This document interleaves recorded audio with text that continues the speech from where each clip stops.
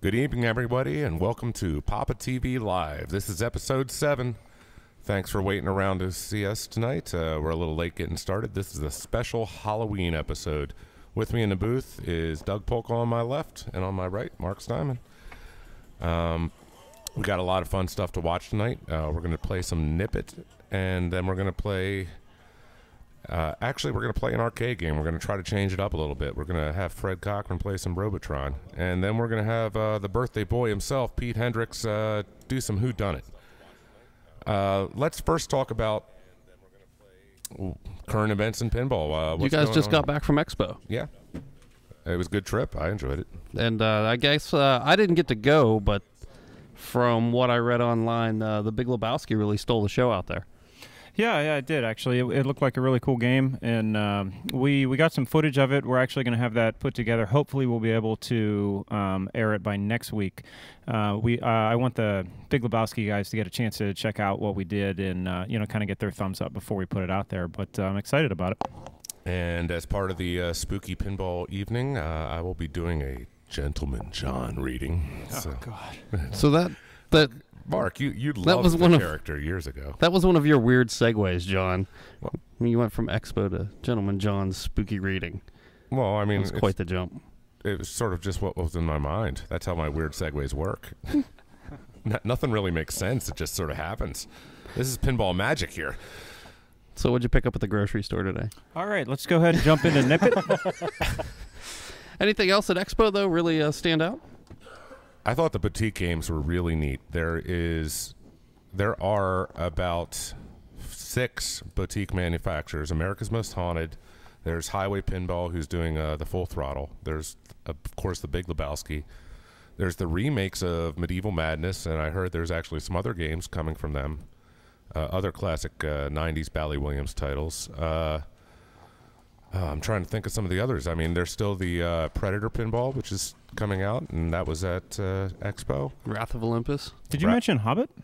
Hobbit, yeah. Yeah, Hobbit was there. We played a couple balls on that. Actually, Fred lost $1 to me on it. We did what I believe is the first ever dollar game on Hobbit.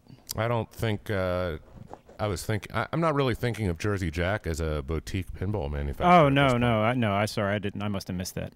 Still, it's neat to see the new game coming out. Right, and let me see. Papa Duke was there. He had some cabinets for one of his games. Chris, you can go ahead and fire it up while we're talking here. Yeah, I mean, awesome. We're not saying anything really important. Nip It's important. So, let's talk Nip It.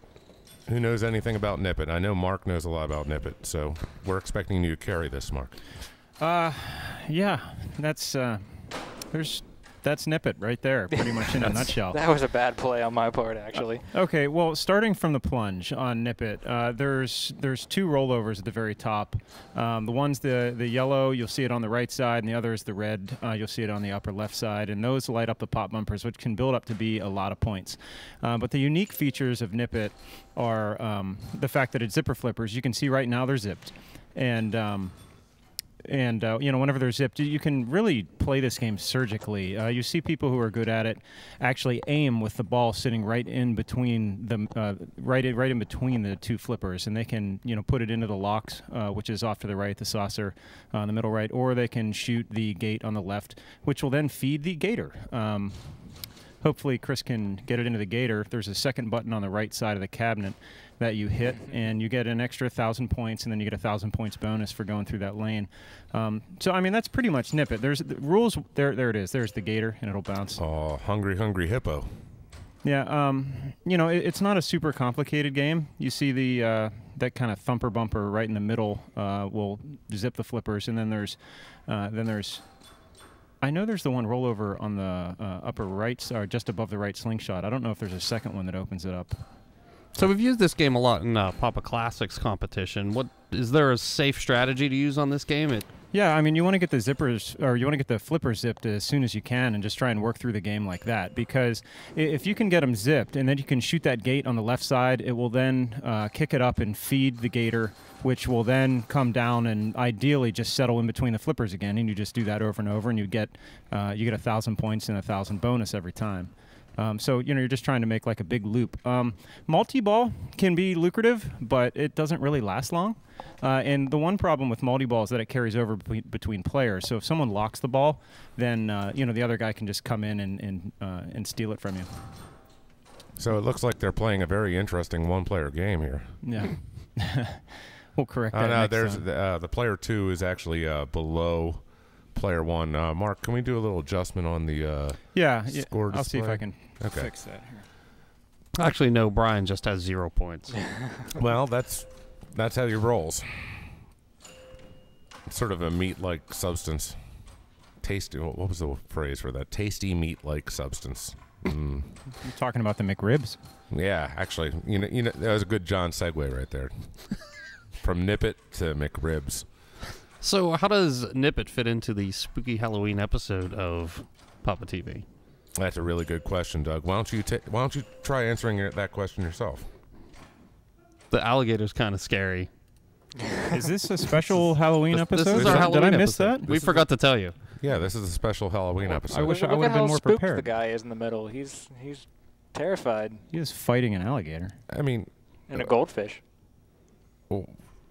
we're going to eat candy tonight, drink beer, and, we'll say trick or treat, and I'll read you a ghost story. That's about as good as it gets. And we'll play pinball. What else would you want to do on Halloween? Uh-oh. Oh. So if you saw this game in a Classics bank, would you play it or would you avoid it? Avoid it. Me, I would definitely play this. I'd play it. Yeah. Okay. I am. So outvoted. why would you avoid it, John? I find, although you can actually get really good control on Nippet by using the zipper flippers very accurately, just like Chris has been doing, he lets it settle, and you can actually tip it around so you can actually make a very controlled shot. I find getting it to that point, you can actually go a whole game without ever getting it to that point. Yeah, I think a better question is, compared to what?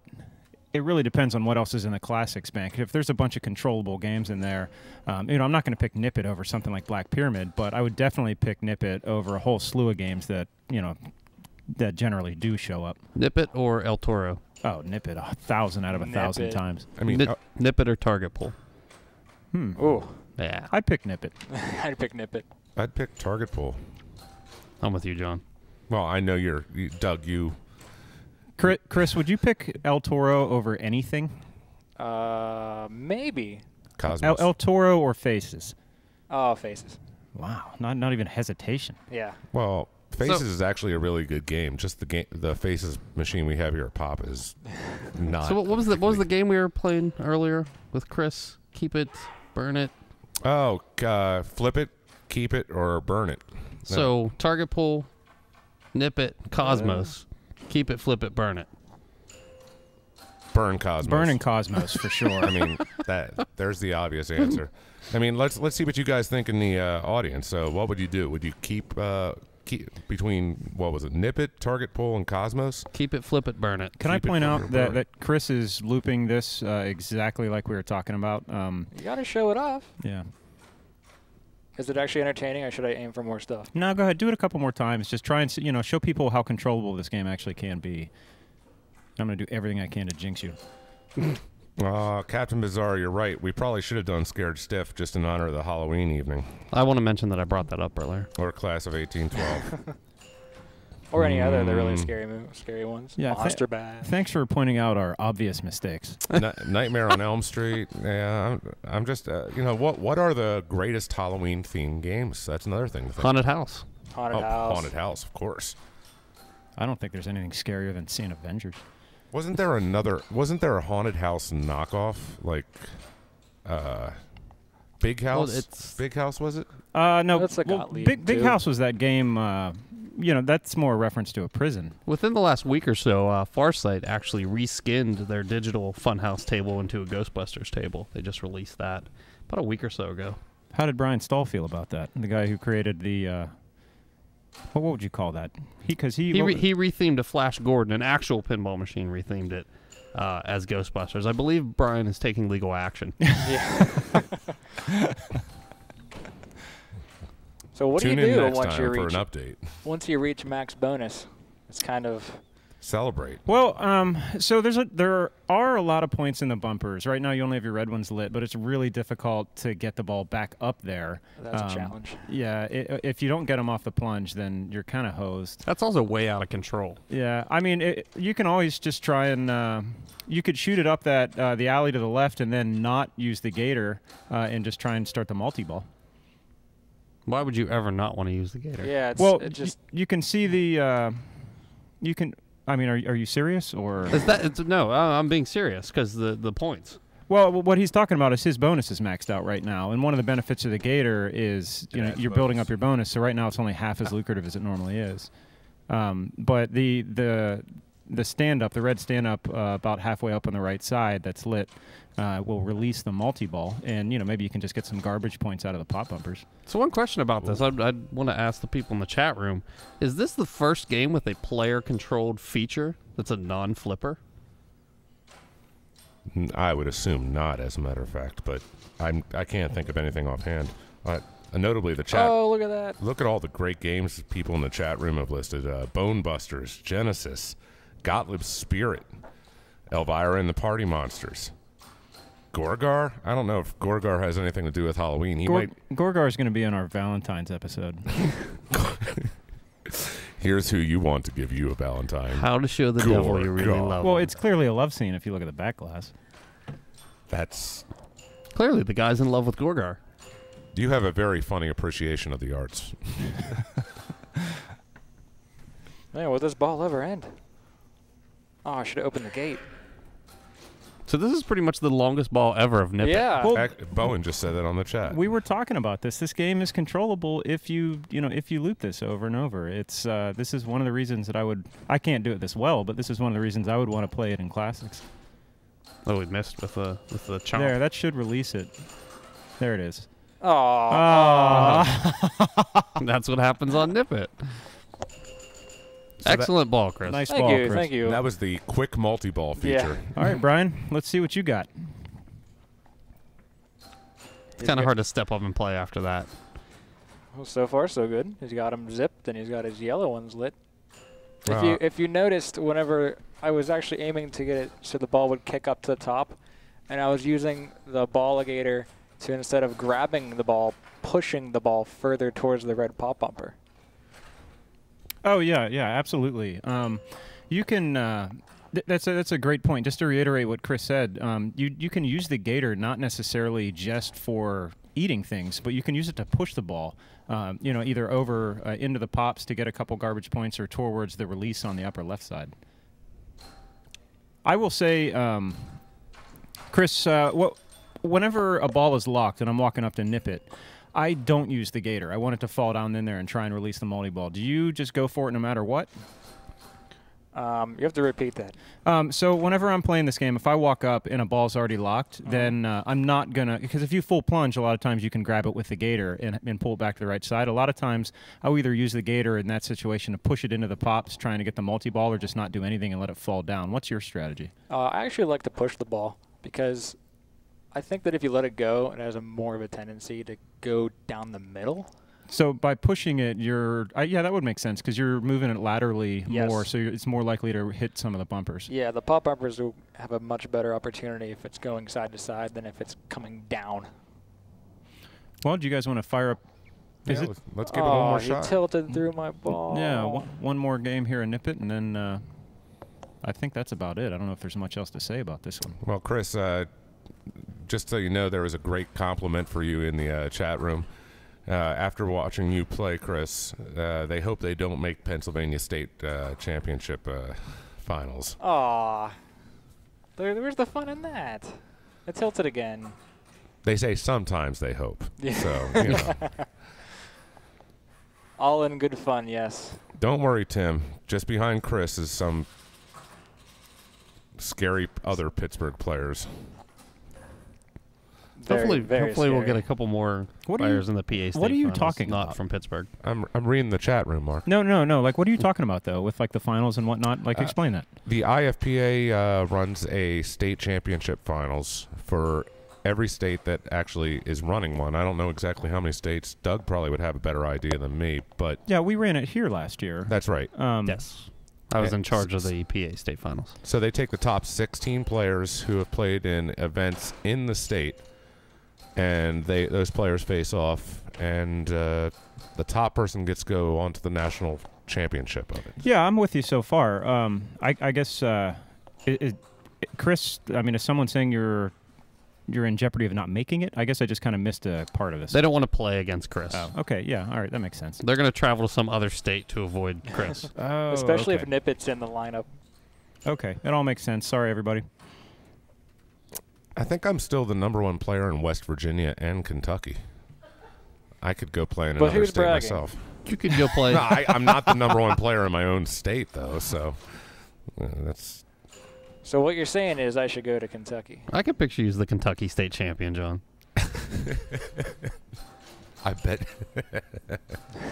Why not? I am going to compete as the #1 player from Nunavut. Wouldn't that be crazy if you were able to go to every single state? And if you were able to compete in as many states as possible. We were talking about running a tournament in the back of Trent Augenstein's van on the way down to this is a great Free Play, conversation. Florida. And the question posed was, would we get points if we played this game in all the different states between Pennsylvania and Florida? And another variation of this is, which is actually could potentially happen. We were talking about running like a simple tournament on one of those huge cruise ships with loose tilts. And Oh, that's crazy. and but how would you count it? Because you're just in some GPS point out in the middle of the Mediterranean. We got Josh Sharp's blessing to run the van pinball tournament for multiple states. I think not he only just did we wants to- get his blessing, but he Pins said it on would wheels. count in multiple states. I think he just wants to see it happen. I think we should do it just to watch Josh's head explode. But I think the cruise one's the better one. I was actually on a cruise ship last weekend, and there was a bowling alley. So that was interesting. So, I mean, how much did they move? Could you have, would pinball be realistic on one of those big cruise ships? No, not with a tilt on it. No. I mean, you can ultimately play it, and it would definitely make it entertaining. But it really also depends on what part of the waters you're in, because some of the waters are a lot calmer, and then sometimes you get some really choppy water. I guess it depends how big of a boat you're on, too. Yeah, probably. I mean- even if you're more geared towards the center of the ship, like if the game room is in the center of the ship, then the boat doesn't move as much. But if you're near the end, like where the motor is, you can definitely feel it. All right, here's a hypothetical for you. No tilt, but loose leg bolts, and the machine's bolted to the floor. Oh, man.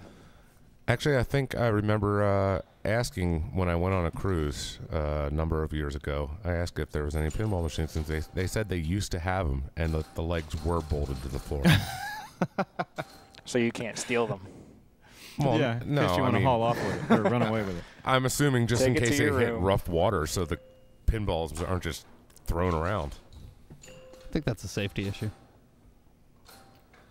Anything else? Any questions about Nippet in the chat room? Or has everyone pretty much got this one down by now? Well, they're talking about ship mutinies, actually, in the chat room. Okay. It's actually a Jack Handy quote by Bo and Karen's there. Well, I'd like to thank you, Bowen, for chipping in. Appreciate that. Oh, boy. Roy played pinball on a ferry boat to Sweden. Has anyone played pinball on a plane? Does anyone in the chat room want to own up to that? I would totally join that Mile High Club. To go along with the rest of your collection. Right? Oh, look at that. I finally got the gate open.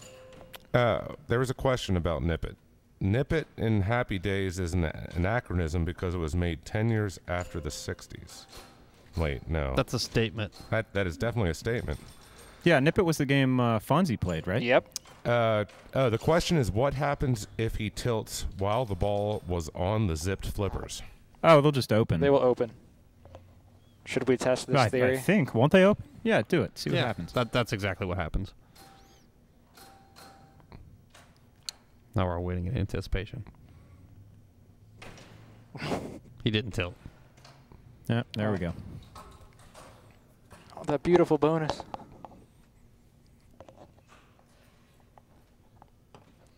Wait, I think it's still the same ball, isn't it? No, it went to player one. Oh. It's a fast-paced game, John. You got to keep up. I'm a little slow on this stuff. That's why you put me here drinking root beer. Only the best. Only the best. Is that root beer? It's Bush root beer. I'd Head for the mountains of Bush root beer. So I don't think that's right. how long are we going to do this before we can just admit that we're drinking beer and playing for real $1 games? Whoa, what? Are we ever going to You- actually you admit guys- this? CDs doesn't play $1 You games. give me It plays Monopoly $10 money, games. and you're playing for real Washingtons here? All right, not yet. Actually, I guess. we were just betting on the outcome of any games you play. Okay. What's the over-under on this one? Over, under. I'm going to say it's under. Doesn't matter what it is. I'm going for as many multi-balls as possible in this ball. How's that sound? Yeah, good. Change up strategy. I'm gonna go. I'm gonna guess 2.5. So how does everybody feel about this decision we're making to try to do an arcade game mixed in with the oh, God, pinball John, just broadcast? do it. Can I? Don't ask them their opinions. They're all going to say they hate it. I don't like it. It 'cause might I be the can't dumbest play thing I video ever games. heard. So, in other words, don't ask. It's better to ask for to make an apology rather than ask for permission, so to speak. Yeah, Whoops. so people have asked me, why we're doing it, and it's really kind of simple. Just because it's fun. I don't know. We have a good time whenever we play them, and that's pretty much all this show is based on. Just having fun. Yeah, whatever we Right. find entertaining, we're going to do it. If all of a sudden someone finds a super interesting way to cook a turkey, then we'll haul in a roaster. Oh man. I think it'll be really interesting once we can get Tattoo Assassins on air. Oh goodness. Well, we'll have to do that at some point. Then we're going to have some fun. Yeah, we're going to cut away. So just to fill anyone in, we're going to cut away from Nip It whenever they're done with this.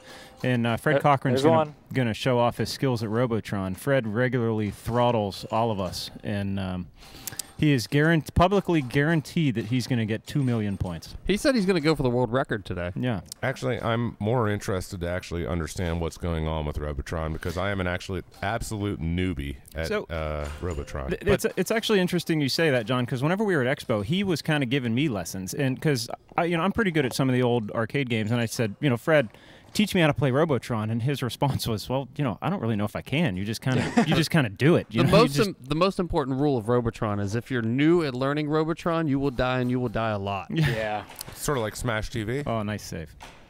Yeah, it's Smash TV is. It's definitely in the same bloodline. Yeah, similar for sure. But I watched Fred play several games. He took several Monopoly dollars off of me, and it was just entertaining to watch him play it. So we were just talking about it and said, yeah, what the heck. Which arcade games also kind of segue into Replay FX. Come on, multi-ball. Replay FX. Never heard of that. What's that, Doug? ReplayFX.org. Next July and August. 2 whole months. Next July and August. Yes. July 30th through August 2nd. It runs in between the months. It's not actually 2 months long. Although, the way we keep escalating these events, that's probably the next step. Well, Is no, to run that's the 5-year plan. 2 month long It's pinball going to be tournament. any month that ends in R. Arr. No, But- wait. This is Halloween, not Talk Like a Pirate Day. Uh-oh. Something stuck. Oh, there we go. Chris, where are you at in your over or under? Oh. He opened the flippers. I got 1.5 multi-balls. No zip for you. No zip. But it looks like the Monopoly dollars go to Chris. Or, yeah. And the real dollars go to Brian. Is that the end of Nip It That here? is, that is the end That of Nip is It. all. Nip It, thank you for your love time. Nip It. Actually, it's a great game. It really is. Nip It is classic. Absolutely. Next time you're either down at Papa or when you come to the Replay Effects Festival, make sure you play a game and Nip It and try to zip it. Zip it. Zip it the nip it. Nip it. Balligator. All right. Fred, do you want to go suit up for some Robotron action? See if we can have a little game with that? So, I heard, because it is the Halloween episode of PAPAtv, and John, I see that you are dressed up today as Gentleman John, Yes, and I hear that you have a spooky tale for us. I do. I was given the spooky tale to read to you all. And, well, without any further ado. John, go let's mute Fred here while they're getting him set up. Channel 2. There we go. Okay. This is called The Little White Dog. There was an old woman who had no family still living. Hold on a second. You can't interrupt the story. What the hell are we doing? You just did. This is the spooky story for the Halloween special. Did you miss that earlier? I am so far behind on our game plan here. This is a Halloween special. While you were running around trying to figure out how to fix the cameras to get this to work, we were trying to figure out how to wreck the whole thing. All right, let's do it. All right. Again, the little white dog. There was an old woman who had no family still living. Her only friend was a little white dog who went everywhere with her, with one exception. The dog loved the fireplace in the winter, and after the old woman went to bed, he would sometimes go and lie in front of the warm coals. Usually, though, the dog slept at the very edge of the bed on a throw rug. The woman wouldn't allow the dog on the bed with her, but if she became frightened or had a nightmare, she would put her hand down to the little white dog, and he would lick it reassuringly. One night, the woman was reading her newspaper just before going to sleep. She shivered and pulled the comforter up around her as she had read that a mental patient had wandered off from a nearby hospital. No one knew if the patient was dangerous or not, but he was a suspect in the murders of several women who lived alone. The woman turned out the lights and tried to sleep, but she was frightened and tossed and turned fitfully. Finally, she reached down to where the little white dog slept. Sure enough, a warm, wet tongue began to lick her hand. The woman felt reassured and safe, and her left hand dangling off the bed as she turned and settled in comfortably for the night. She opened her eyes for a moment and looked through the open door into the living room.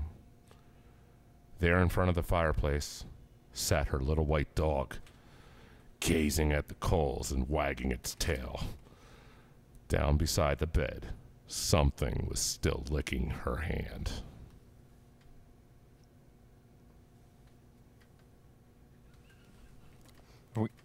That's it. Are we done? That's it. Let's go, Fred. Sorry about that. I was just totally distracted by that. Without further ado, Robotron. I had I got nothing. Holy smokes! Ladies and gentlemen, Gentleman John. All right. Any questions before we start? Yeah. No, not before we start. Talk while you play. All right. What are you doing? Okay, I'm gonna press the single player button and start to let's joust. Let's play a game of Joust real quick. Why did it do that? All right, teach us how to play Joust, Fred. All right, so we're gonna flap. Where's the flap button at? You got to use the control on the right. Where's the flap button? I don't know where it is. It's a multicade. Fortunately, this is a really good variant. This doesn't look like Robotron at all. Sid, go back over there, please. Fred, your experience in the arcade growing up. I am. It's my daughter. For those who don't know, that was my daughter who just walked in the picture because my phone was ringing. Oh, we got it just on the screen, Fred. We can't actually see you. Oh, okay. Talk a little bit about your experience in the arcade growing up with all the different games coming out. How'd you learn to play some of these? I stole a lot of quarters from my mom's purse. Isn't that always the story? And I had a paper route, and I basically supplemented my video habit with quarters from my paper route. So I just started playing games that appealed to me. That seemed challenging and looked a lot of fun and were fast action, and that's why I was always attracted to the Williams games because they always offered that. Were you originally a arcade gamer or a pinballer? I would say I was probably more of an arcade guy, but I've always had a pretty balanced blend between the two. My older brother got me into pinball. Can I point out that this is not a very good game? No, I'm killing myself so I can play Robotron here. I certainly hope you're better at Robotron than you are at Hey Joust. John, you cannot play Robotron, so don't talk any smack. Yeah, but I can play Joust. I could have played a lot better than that. I'm actually pretty good at Joust too, but we're not here for Joust. Okay. We are here for Robotron 2084. Robotron. Well, why is it 2084? Anybody know, or is that just Because it's the future. Because it is the future. John, it'll never be 2084. It's always the future. Is it? It's the future spa, so to speak. I should have asked Larry DeMar when we were in Chicago because I actually got to play Whirly Ball with him, but I didn't want to talk shop with him. I wanted to play Whirly Ball. Larry DeMar did the programming for Robotron. There was the Vid Kids, right? Yeah, the Vid Kids, Larry DeMar and Eugene Jarvis. So what in the world is happening? What's the story here? Okay, so the left joystick will control the movements of the players, and then the right joystick is independently. You can shoot in 8 directions. You don't want to run into the mines, and you don't want the little guys. These guys are called grunts. You don't want them to get you. So you want to kill all the bad guys on the screen, for lack of a better term. And the green guys are indestructible. Do you have to kill the mines too? You can kill the mines just so you don't run over them. And I left Mikey there for dead. That was great. But you want to collect the humanoids, which is Mikey, Daddy, and Mommy. And you collect points, and they incrementally go up to 1,000 points each time you collect one, and they max out at 5,000. It looks like complete mayhem. How can you pay attention to what's going on? How do you know what's good and what's bad? I have, I'll be honest with you, when I first started playing this game, like John said, and anybody that has tried to play Robotron, it's absolute chaos. And then once you start, you played about $50 worth of the game, you start to get familiar with the way it plays. Now, this is a pretty insane board here with the brains, because there's all kind of chaos going on here. Well, that was like 2 seconds. Yep, and I got killed again, because I'm concentrating on Mikey. I want to keep Mikey alive. Why do you want to keep Mikey alive on this board? Because normally, if you leave Mikey live the longest, you can collect all of the mommies and the Mikeys and get the most points for bonus guys. It's a bug in the game. That guy was cruising. So the way I play, I always want to get the circles that are flying around the board before anything, because they hatch into these guys that shoot these wicked stars at you from across the board at 1,000,000 miles an hour. I'm willing to admit I have no idea what's going on. Yeah, so It seems like the game just puts you in impossible situations on every board, and it's just kind of panic to try and get off. Check this out. There's tanks throwing balls all over the board. What's the key to staying alive in this game? A lot of praying, and some good hand-eye coordination will help. So, I know we're actually doing a bunch of games. Is this one of the games that would be considered a viable game for like a world championship? Basically, is this a game that doesn't last 10 hours or something like that? Absolutely, and you can also set it that you can play with no extra lives. Like right now, we have it set for an extra life every 25,000. But you can set it. Actually, the world championship was based off of just 5 guys, no extra lives, and I think the score was like 1,000,007 or something like that, which is insane on 5 guys. So you have what, 130, 144, 140,000. So even on a great game at 5 lives, they're only talking about 10 times your score, so to speak. So Correct. you're actually. And right now, I'm not doing particularly well, but fire it up again, Fred. I'm going to after I destroy this board, I'm going to fire it up again. But I should be able to make it out of here, hopefully, because the next board is some big points. One of the things that I find entertaining about this game are the escapes. It reminds me a lot of Time Pilot in that way. You're always constantly surrounded by stuff, or you can just get some incredibly close calls, and then all of a sudden, it's peace. You're free for a half second. It seems like the key is just to always keep moving, just constantly be on the run. Yeah, you can't stand still in this game. It's absolutely impossible. You will not live more than 5 seconds. Do you pay attention to how you group your enemies, like people do in Burger Time or Ms. Pac-Man? Not really, but I do try to play along the edge of the board. If you play along the edge of the board, it seems to. Is that just you can see more? You're just protected. Yeah, you're protected, but they also say not to play near the walls. But why would they say don't play near the walls? Just because you're more trapped, or you have less options to escape. It's more towards the middle of the board. Yeah, but I mean, it at least reduces the amount of visual input that's going into your brain. You might be able to process it better, I guess. Yeah. You'd only have to protect yourself from 3 sides instead of 4. That's kind of what it is, yeah. But it's like I said, in this game, it doesn't matter because enemies come from pretty much everywhere. Was this the Robotron has a pretty unique control scheme where you use 2 joysticks. One moves you, and one fires in any direction. Is this the first game to use that control scheme? It was absolutely. There was a couple games that they said that I can't remember which ones they are off the top of my head, that had used a similar control. It was Berserk. That you could you had to fire in the direction you were walking, and Larry DeMar said that they had seen that and used it. And they just enhanced it. So they stole a little bit of it. Back then, that was obviously new technology. So, but that was kind of the mindset behind all that. And this is always a fun board. Fred, it feels like you're pretty good at Robotron, I gotta say. I'm actually having an off night, but I think whenever we were playing in Chicago, you did back-to-back like 600s or 500s. Oh wow. It was somewhere around there. Yeah, it was that one was that was a really well playing one. I wasn't making you talk then, though. You were asking me questions, so it was it wasn't too bad. But no, I just like I said, you can have a really good game of Robotron, and then you can just have your ass handed to you, and it's pretty much It's not dissimilar over. to playing some EMs. Right. Yeah, and maybe that's why I like EMs, because Sometimes the game just says no. yeah, they just said your game's over and that's it. This is probably one of my favorite boards and one of the most frustrating boards. However, I'm probably going to clean it pretty easily because of the different things they throw at you. How many boards are there? It's infinite. I mean, like, well, There's no kill screen like Donkey Kong. Yeah, but you're talking about, like, this is one of my most frustrating types of boards. Do they come in a particular pattern or something? No, every board is different. There is they do have different variations of similar boards. There are particular enemies, I think, John, is you're okay. talking about the tanks that spit the balls, right, Yeah, Fred? the tanks are is in my opinion the most difficult board. But the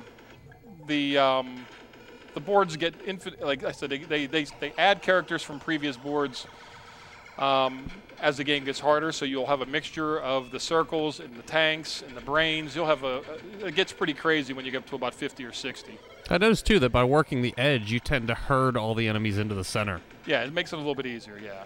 You control it a little bit better. One of the things that I found interesting whenever we were playing in Chicago was that you taught me that some of the enemies are easier to kill if you get close to them. Yeah, the circles, again, if you see them, they go to the corners of the board to hatch. This is going to be bad. Yeah, if you get closer to them as they're shooting you, the bullets actually come at you slower because you're closer to them. So there are some strategies where you want to get closer to an enemy, but it's not advisable, that's for sure. Yeah. I'm a little scared of this game. Oh, John, this is one of the greatest games ever. Oh, I think I would be willing to give it a try now, but Oh, you have to. I think it's honestly the greatest test of hand-eye coordination ever. In my opinion, it is. You know, when I get done playing, my hands hurt from using the joysticks as much. It's crazy. Interesting that you said that. Do you believe it's a greater test than, say, pinball? Yeah, this game, in my opinion, yes, because I think you have a little bit more control over the pinball machine. But this game, it's like I said, there's no patterns to learn in this. This is not like Pac-Man or going to start another one. What do you want to do, John? No, I think we're going to have to jump over to move Who Done on. It? Yeah, Okay. just because of our timing for the evening. Okay. But thanks for showing us that, Fred. Sure. You're pretty darn talented. Like I Way said, better than I will ever be at that game. it's a fun game. Like I said, if you haven't played it before, definitely give it a try. It's always a challenge and it's always different. It's one of those games you'll never play the same game twice. So as we cut over to Who Done It, there's an additional game almost in this series that came out later. There's two of them. There's two more Robotrons? No, there's a Robotron, which turned into Smash TV, which turned into Total Carnage. Oh, yeah. I always forget about Total Carnage because it was never anywhere when I was in the arcades. It was never anywhere. But Smash TV is available out there as well. It's a very similar game. It's a two-player game, Correct. which is a bit of a change over Robotron. Yeah, it's a co-op game. And there's one, if anybody comes to Papa, there's one down here to play. So that's another fun game as well. Cool. So who's playing Who Done It? Hey, I think we're going to have Pete sit in on the microphone here for a little bit so we can do some whodunit.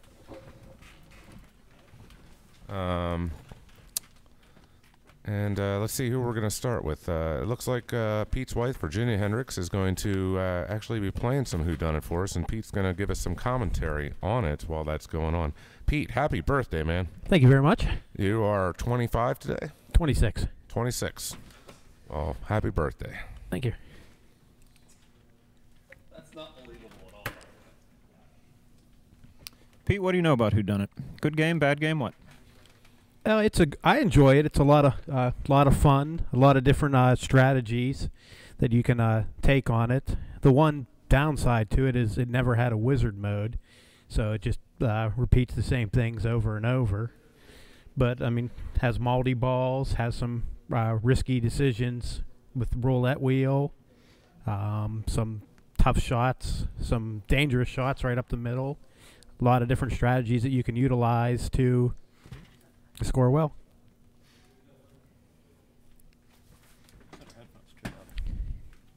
You got it? Okay. All right. So Virginia and Angela are going to play. Do I have that correct? Yes. Yeah. For Angela and myself, we're going to play Who Done It. Like you said, Pete knows the rule set pretty well, and I think he can coach me through it. I've played it a few times. I think they had it at Papa a couple years ago. Why don't you fire up a game and we'll get one going and talk about it? Okay. It's one that you don't see in tournaments too often, but with the tournament settings, it's a pretty good game. I heard that basically. Now, I'm not an expert on whodunit by any means, but the things I've heard is that it's exploitable through just playing roulette. In a regular, you could play roulette over and over. Another huge exploit in regular play is the slot machine and the nudge slots.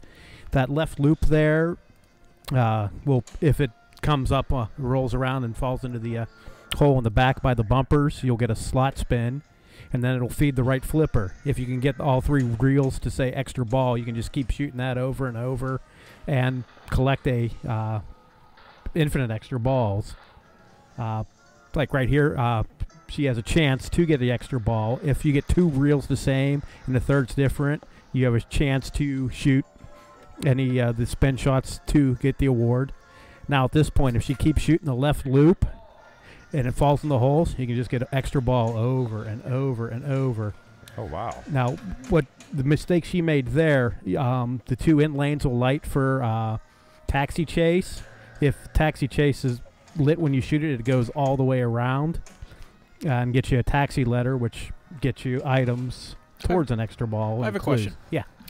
So pinball machines have themes. What is this theme? What's going on here? It's a murder mystery. The game has 5 different murders, and then as you go around, you collect clues to figure out who committed the murder. Who done it? Yeah. And if you do, there's a hurry-up mode. If you catch the villain, that leads to a big multi-ball. I mean, I wonder if this is actually...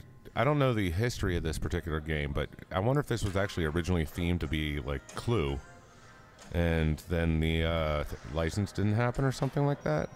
That would be an interesting... Good question. I don't know. You'll see right now she's going on the elevator. Each floor has a different award, with the best awards being at the basement, which is multi-ball, and the penthouse, which is penthouse party. Right there, she just solved the case, so it's going to start a hurry up. One of the loops will be lit. If she shoots that, then the telephone will be lit. If she does both, she'll have a multi-ball. So the right loop was lit there. She shot the left one, which no good. Now, Pete, you were saying that when you take the elevator, I know that basement and roof, and there's one other stop, isn't there? Is it floor 7, I think? Yeah, floor 7 has elevator multi-ball. It's a 2-ball multi-ball, but it's small points compared to the other 2. And all the other floors, if you took the exit there, what would happen? There's a bunch of different things. You collect items, collect clues, get chances to solve the mystery. One of them lights the slot machine and roulette. Now, this game has an interesting element. She just started multi-ball. The pop bumpers will increase the jackpot, and that jackpot will carry over from player to player. So if she builds up the jackpot, if Angela gets multi-ball, she'll benefit from it. So whodunit is a Barry Ursler pinball, design pinball. And I see a note. Somebody was saying that this is the only pinball with a 3D mode that they know of. And I'm not really sure what that means. Is that like Creature from the Black Lagoon in 3D? A little different, I guess. Someone's actually going to have to explain that to me, because I'm not really familiar with what... I mean, the 3D in Creature, you're talking about the hologram in the bottom of the machine. Oh, yeah, I was just saying on the back glass, it actually says in 3D. It makes me laugh. I mean, the whole damn thing's in 3D. It's it's real life. Ah, I guess it is.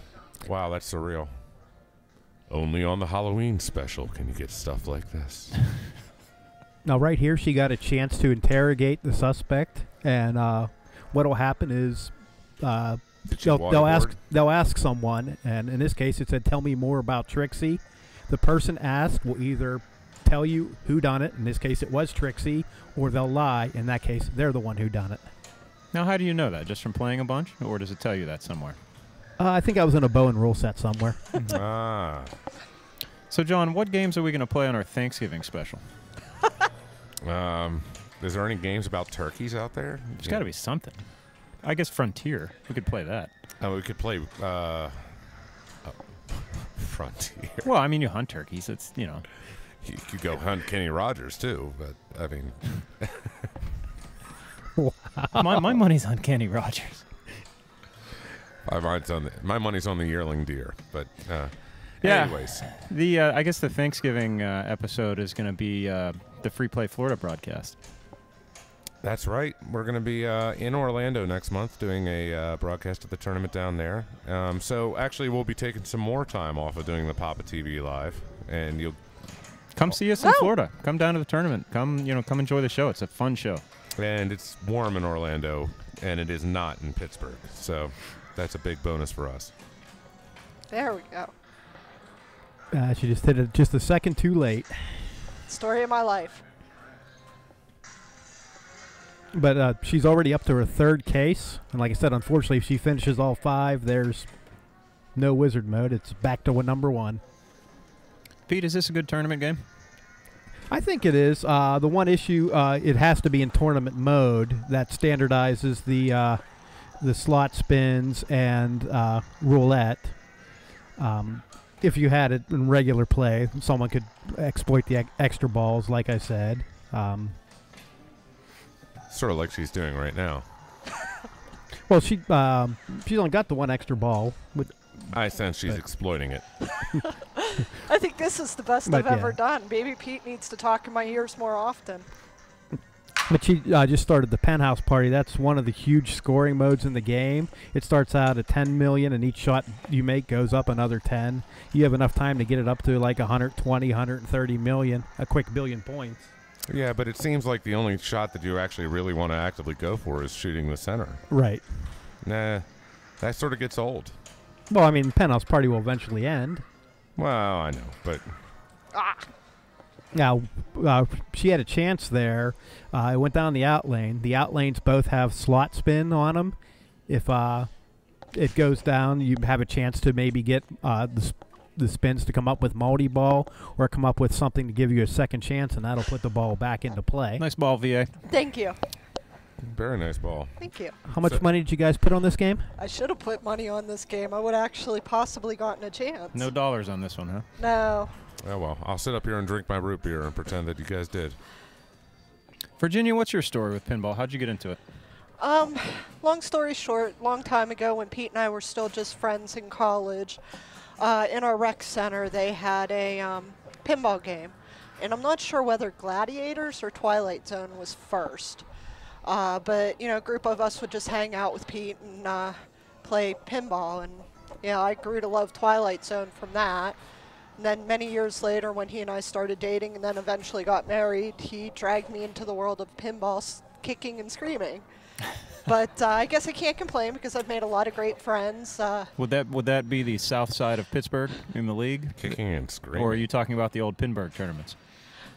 He took me to 1 or 2 of the old Pinburg tournaments, and after that I said, no, I pass. Thank you very much. And then when they started the league back in 2008, there was another lady in the league that talked me into joining. So it actually wasn't Pete that talked me into it, but, you know.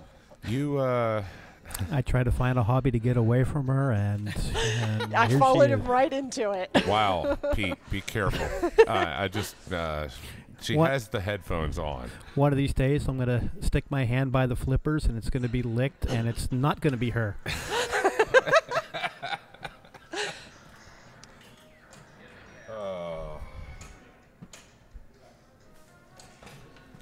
We need a little graphic that we can put up on the screen, Mark, that shows just PAPAtv jumping. Why does this music reminds me? It's like reminiscent of Peter Spy Gunn. Hunter. It is. Oh, okay. It is.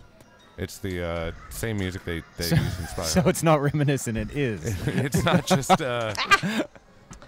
Great first ball, lousy second ball. The chat room's discussing about how on this game you could just shoot the elevator over and over, and if you can control the shots off the wall real well, that's a decent strategy. Is this a situation like mousing around where people would want to narrow that? I don't think you could. Just you'd have to find a way to make the bounce off the wall. It's like the wall, like Attack from Mars. You hit the 3 targets and it comes down. Find a way to make that more unpredictable. Is that a challenge? Sure. All right. They're talking about how the bonus carries over between balls on Whodunit, so bonus can actually become a monstrous part of your score. Yeah, you can get a bonus X every time you shoot roulette and take the challenge, whereas you might lose points. The bonus X's can add up because, like I said, it does carry over. It's based on the number of clues and mysteries solved throughout the whole game. One thing you saw there, Angela collected all 5 of the clues that lit her extra ball, and she also had the ball drain down the out lane, and she got the spin. Unfortunately, it came up with garbage. Seems like there's a lot of extra ball possibilities in this game. Oh, yes. Is the roulette sequence, is it a set pattern? In regular play, no. In tournament play, it is. That's one thing you want to, if you do see it in a tournament, you want to learn. You can essentially use the slots as a ball save. If I remember right, the third one comes up with 2 clues and a different one, so that puts the ball back into play. The fourth one, I believe, is multi-ball. Timing your spins can be huge in a tournament setting. So you want to set it up for a particular result. Right. Okay. Who did the software on this game? Does anyone know? I don't know. Sorry, I don't know that. Someone in the chat room, can you look up who did the software on this? I'm curious.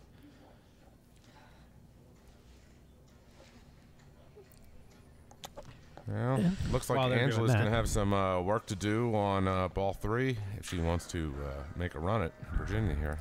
Or Virginia, if she wants to, could shoot roulette and lose and come back to Angela. It's an interesting game where you could get a replay and then have your score go back underneath the replay score. Right. This is one of those games. Unfortunately, you don't get the second replay. Dwight Sullivan did this game. Thank you, Captain Bizarre. He also did Playboy and Junkyard. Dwight did a lot of games. Didn't he do Star Trek? He did T2. I don't know. You tell me. Yeah, I think Dwight did quite a few games. So they got taxis. They have trains in this game. Seems like there's all sorts of ways of getting around.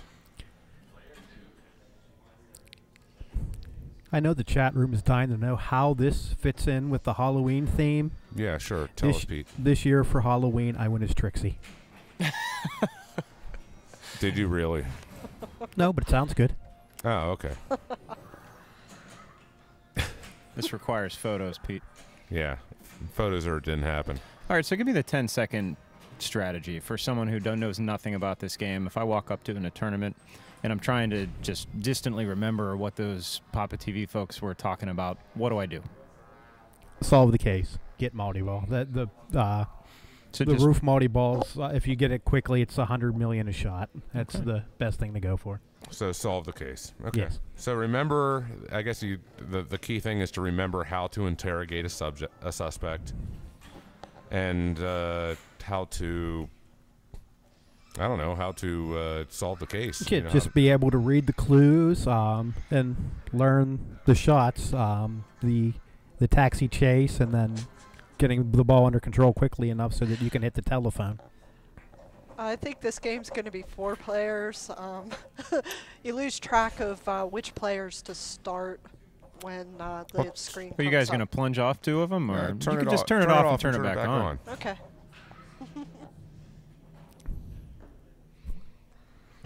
We have the magic power button. John, we were talking recently about the boot sequence that occurs during, was it Scared Stiff, Stiff in the Coffin, and then the Vacation Jackpot? Oh, things that make you think your pinball machine is broken. For anyone who doesn't know, you know, if you shoot the Vacation Jackpot, the game basically goes crazy, and it goes through the part of the boot sequence, so it seems like your game reset. Where were you guys the first time that happened to you? Had you seen it before, or is it something that you know, caught you by surprise? The first time it happened to me was actually on a Scared Stiff. I never got an early Vacation Jackpot on Whitewater until later in life. And I actually thought that my Scared Stiff, because I had purchased the machine, I got to the final mode, and then I'd never seen it before, and I thought I had actually just broken it. I was like, oh my God, oh my God, what's going on? So I shut it off. Oh, no. I swear to God I did. That's a clever bit of programming. Because everything's firing, everything's going crazy. I was like, oh my gosh, something's going to burn up. This was my second pinball machine.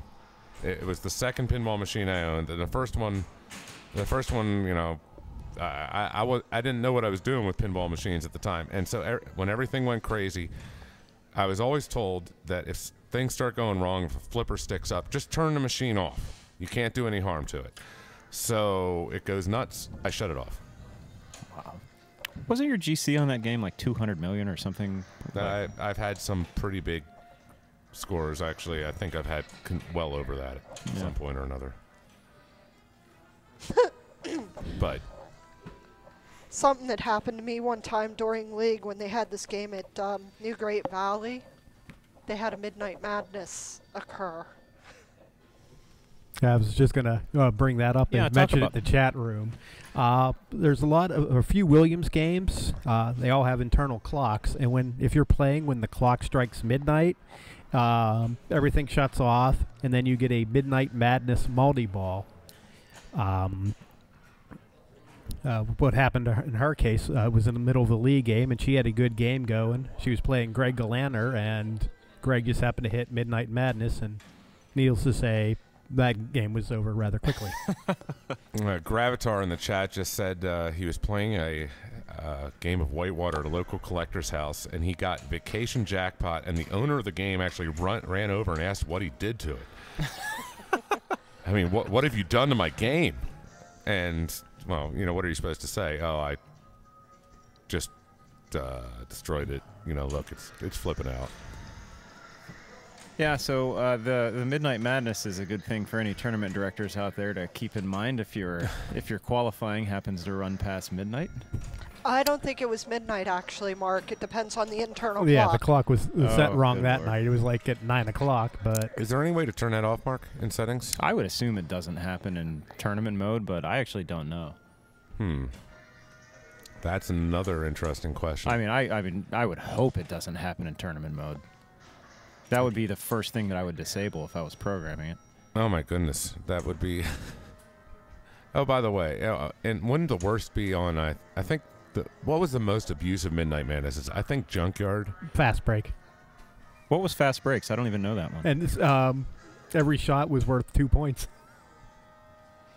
Every shot?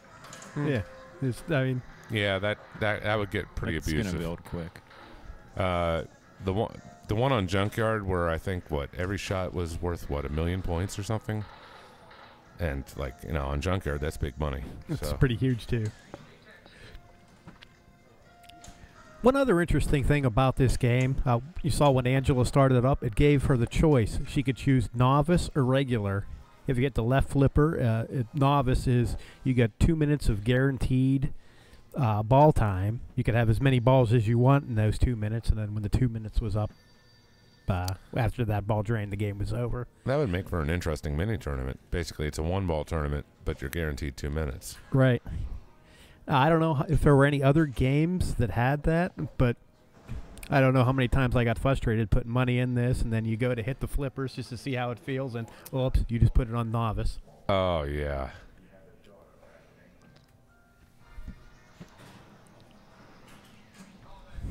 So, Mark, what would you say? I know Pete's a big fan of this game, but would you say this is an underrated game, rated about where it should be, or overrated even? Well, that's kind of a difficult thing to answer because I'm honestly not real sure how this game is perceived. I don't hear a whole lot about this game, so I guess I would say it's underrated. I think it's a fun game to play. It's got a lot of clever tricks in it, but it's definitely not one that people tend to rank up there with the best. No, I'm not saying it should be that either, but I mean... Well, I mean, like, that comes down to taste. It's... And I prefer irregular layouts. I'm not a... I'm not a big fan of, the straight fan. And, yeah, I get that this game kind of has that fan, layout. But it is an irregular layout with that huge thing in the center. And, the rules are a little quirky. So, yeah, I like games that are a little quirky. I like most of the shots in the game myself, but I have a hard time getting past the huge section of the playfield that's just taken up by the elevators. Yeah. That's interesting because another one of my favorite games is Creature, which obviously has, a huge line of sight issue with that giant spiral ramp in the middle of it. And then, another game that I genuinely enjoy is Batman, which has a giant hulking canister on it. So I guess I can safely say that doesn't really bother me. What about you, John? What's your answer? Would you say it's, over, under, or about where it should be? I think it's about where it should be, actually. Well, what's your, let me preface that by asking, how do you think people do view this game? I think it's viewed as, it's not a hated title by any means. It's not like Avengers. No, it's a title that people actually some people really enjoy having around. You don't see it a whole lot, so it's actually a pleasure to play it when you find one, but yeah, see, I think long-term play, it gets a little old quick. See, I'm under the impression that most people don't really like it. So I guess that's one of the reasons I'm saying I think it's a little underappreciated. I think John hit it the nail right on the head. It does get old quick. And is it because of just the elevator, would you say, Pete? Yeah. Well, I can't say I've played it for any extended period of time, so I will go ahead and believe you two. Well, let me actually compare it with another modern game that I recently owned. Actually, and we're probably going to be wrapping up for the evening here, but... Yeah, go ahead and play one more while we wrap things up here. Choose novice. 2-minute novice game. Or regular. Good job. Sorry. She doesn't have the headphones. Sorry, okay, I forgot. right. Hey, my bad. Virginia, could you tell her to reboot it so we could actually see the novice mode? We got it. They would like us to reboot it so we can do a novice mode, please. Angie, this is Halloween. You should be able to read my mind. You mean she can't? So, anyways, as I was saying, I owned a game recently that I don't think is a bad game. It's Stern Transformers. But I actually got very bored in the game quickly because the optimal strategies for playing the game were actually very repetitive, and they became very easy things for me to repeat and do. Yeah, that's a death sentence for a game. I mean, it's not the repetition that I think does it for me. It's whether or not it's easy, because there's a lot of solid state games where the strategy isn't exactly deep, but I can just play them for hours and hours and hours because they're incredibly frustrating and difficult to do, and it's very gratifying when you actually do it. But Transformers, if you're going just left ramp, right orbit all day long, you could do it for 45 minutes, and just grind your way through the game, and it just becomes a giant exactly bore. that. It becomes a grind, and I mean, grinding is fine and good in a tournament situation, but for personal enjoyment, I don't know. I don't get a whole lot out of it. Yeah. So here we go with novice mode. This would be an effective strategy to make people not trap the ball if you only have 2 minutes to play. Yeah. I would encourage live play. We've actually had a lot of discussion, Doug and I have, about tournaments with point caps. You know, you don't necessarily, you're not hindered by the amount of time you have, but if you're playing Attack from Mars, you know, say a point cap is like 3 billion points, which is still sizable, so you still have to play the game, but once you hit it, you're just done. So you're eliminating the marathon games, and if you're in a head-to-head situation and one person gets a point cap and the other doesn't, then the person who got it wins. But if you both get it, then you move on to another game. Wow. I don't necessarily like that. Well, it'd be an interesting format to try sometime. It's something, I mean, it's not anything we've implemented. It's just something we've been talking about to try and come up with different ideas for how to play the game. No, I agree it would be an interesting format, but I was just thinking, like, you know, like there's players out there that their specialty is inconsistent blow-up play. So yeah, the original conversation stemmed from Keith Elwin kicking the living hell out of Dirty Harry at Never Drains, and you know, we were watching him for like an hour, and but if I remember, Robert Gagno also destroyed the game in that.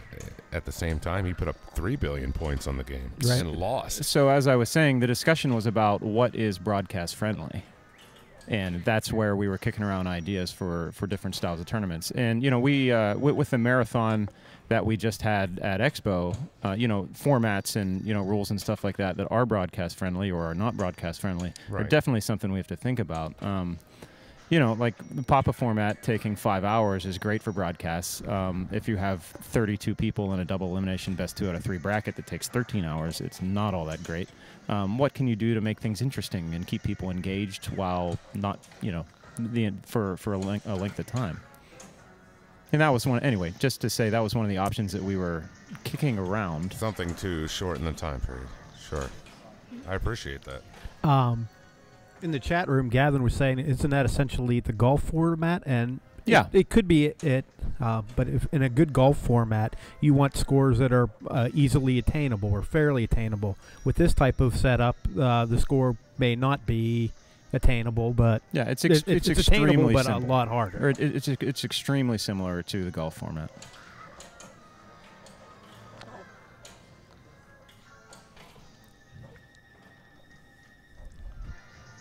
So this is the novice mode, and this plays for 2 minutes.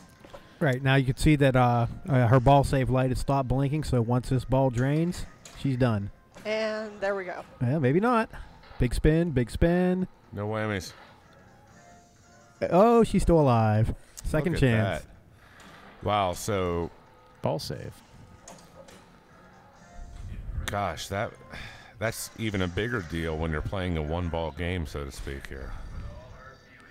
She's earned herself another 5 seconds. Story of my life. Yeah, and that was novice mode. Game over. She had, what, 4 balls, 5 balls maybe? Well, John, what do you think? You want to wrap things up until next time? I think we've reached a point for the evening. We'd like to thank you for tuning in tonight. This is PAPAtv. P. Hendricks on my left, Mark Steinman on my right. I'm John Replogle. All the people playing tonight, we'd like to thank them so much. We'd look forward to seeing you next week, hopefully around the same time. Have a great evening, and happy flipping.